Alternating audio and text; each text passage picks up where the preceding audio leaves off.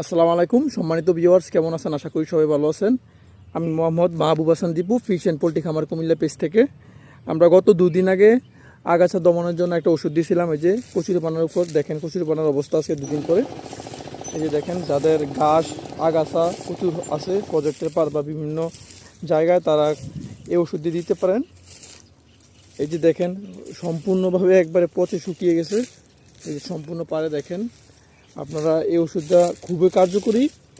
আপনারা ওষুধটা 40 লিটার পানির সাথে মিক্স করে, বিস্তারিত দেওয়া আছে বোতলে, আমার খেয়াল নেই, ওই ভিডিওতে দেখে বলছিলাম।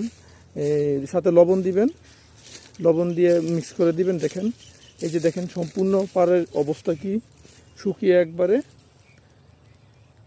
শুকিয়ে গেছে। সাথে সাথে এই যে পয়সা শুকিয়ে যায়।